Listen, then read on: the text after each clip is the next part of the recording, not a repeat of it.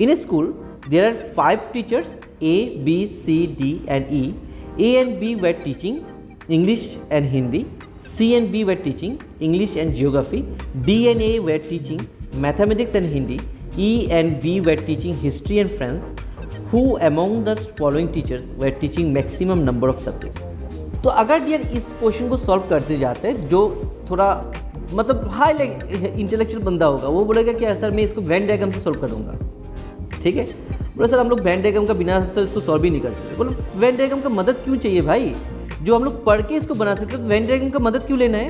बोले यहाँ पे 4-5 बंदा टीचर्स टीचिंग कर रहा है। बोला क्या क्या सब्जेक्ट कर रहा है। बोला ए और बी इंग्लिश और हिंदी पढ़ा रहा है। ए और बी क्या पढ़ा रहा है डियर, इंग्लिश और हिंदी, ठीक है। उसके बाद plus C and B teaching English and geography. C और बी क्या पढ़ा रहा है, इंग्लिश और आपका जियोग्राफी पढ़ा रहा है। तो यहाँ पे 2 सब्जेक्ट्स हो गया एक्स्ट्रा।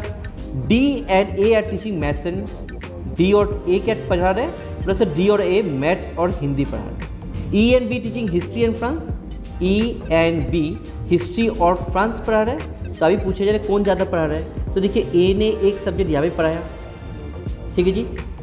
ए ने अगर बात करें, आपने एक सब्जेक्ट क्या पढ़ाया, बोले सर एक सब्जेक्ट हिस्ट्री एंड ई पढ़ाया। बी ने इंग्लिश पढ़ाया, यहाँ पे बी ने एक इंग्लिश पढ़ाया।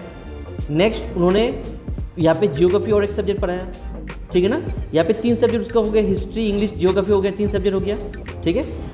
तो और यहाँ पे और एक सब्जेक्ट पढ़ा रहा है, फ्रांस और हिस्ट्री भी पढ़ा रहा है। तो ये टोटल सब्जेक्ट कितना बोले सर 1 2 3 4 सब्जेक्ट पढ़ा रहा है। तो सबसे ज़्यादा बी ही पढ़ा रहा है, इसलिए हम लोग को बी ऑप्शन हो जाएगा।